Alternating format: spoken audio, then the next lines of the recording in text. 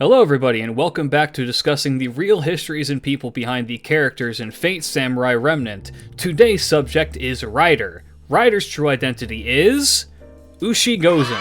As of the release of this video, Gozen will have been released on JP as an SSR Avenger in FGO, meaning that keeping their identity a secret is kind of a moot point, but I'll keep doing what I have been doing for this series, and will continue to do so until it is over. Now, longtime Fate fans will be able to recognize USI Goen as being the demonic spirit who possessed Minamoto no Raiko, giving her the ability to wield purple lightning, as well as her monstrous strength. USI Goen is somewhat of a confusing character in both Fate and real life, so bear with me for a bit. USI Goen is, in actuality, the reincarnation of a plague god named Gozu Teno. Originally hailing from Asia, the exact origin of Gozu Teno is unknown outside of them most likely being a Buddhist deity. Theories put forth are that they could be a Gata Griva, a deity who guards the birthplace of the Buddha, or Gosirasa Devaraja, meaning ox-headed divine king. Alternatively, they could be a Korean deity imported from the tale of Somen Shorai. In that tale, a god disguised as a traveler asks a rich man if he may take shelter with him as a storm is raging. The rich man rejects the traveler and sends him away. The god then goes to the house of a poor man, the rich man's brother, Somen Shorai, and asks if he can stay with him the night to wait out the storm. Somen lets the traveler in and shares what little that he has. The next day, the god went on his way, thanking Somen. Years later, the god returned in Somen Shorai's house, finding that Somen had passed away, and so gave a wreath of reeds to his daughter.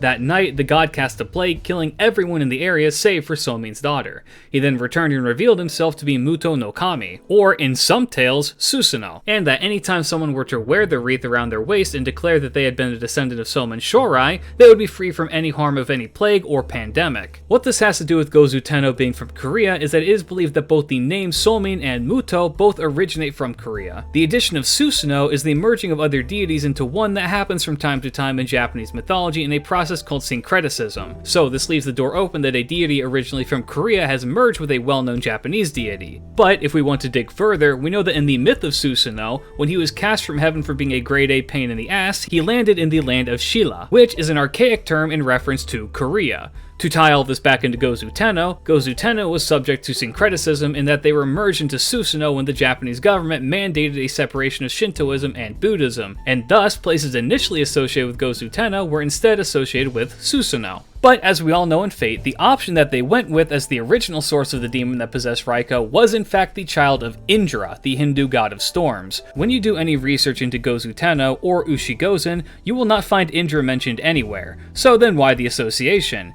This is because the Japanese equivalent of Indra is Susanoo, and rather than blow their load of Susanoo, an incredibly popular and powerful god in Japan, as being simply relegated to a possessing spirit, they opted for Indra, a still popular and recognizable deity who has close associations. Now, I'm going to be choosing to ignore that Muramasa has Susanoo as a component on his spirit core. But what about USI Goen? The actual USI Goen is made up of a handful of other tales. USI Goen is very closely associated with the yokai, the Ushi Oni. Ushi Oni appear near water, are incredibly intelligent, and are harbingers of disease.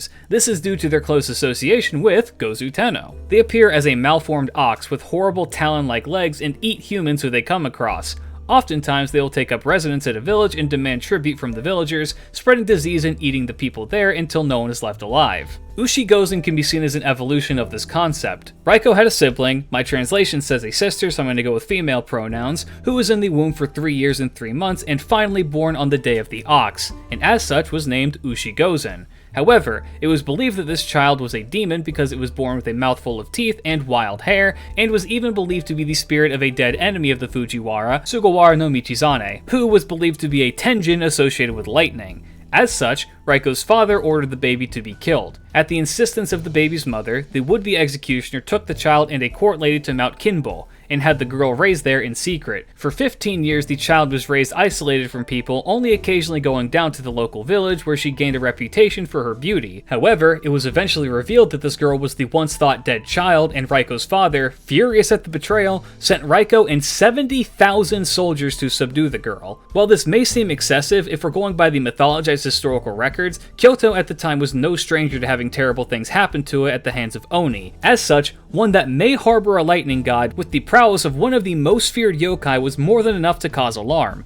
USI Goen caught wind of this plan and formed an army of her own and fought against the 70,000. During the climax of the fight, USI Goen revealed her true form, that of a massive 30-meter ox demon that then ravaged the battlefield. Despite their superior numbers, the majority of them were useless under the might of such a monster until it was slain by Raiko. Even after this death, however, USI Goen returned as a vengeful spirit, and plagued Kyoto in the literal and figurative sense until eventually vanishing. With this information, it's no surprise that USI Goen would manifest as an Avenger in FGO. In essence, she was abandoned by her father and relegated as a threat to the point where she was made to fight back. In the resources that I'm using, there's no real mention that USI Goen did anything harmful up until the climactic fight where she was attacked, aside from the assumption that in time she would do something. Naturally, her noble phantasm in both Samurai Remnant and FGO is her summoning the massive headless ox empowered by Gozu Teno, which admittedly is one of the coolest designs for a monster I've ever seen. This is combined with a nice little historical nod to the naming of Gozu Teno, with Gozu originally meaning ox head. As such, when USI Goen fixes herself to the front of the massive beast, she is effectively becoming the ox's head. But that is the historical USI Goen. If you're curious about why I didn't talk about Raiko at all, that's because I already have in a much older video, which you can check out here. For now though, let me know which Samurai Remnant character you want me to cover next. Thank you all so much for watching, do all the YouTube stuff, check the links for my Discord, Twitch, and Twitter, but for now guys, keep your chin up, peace.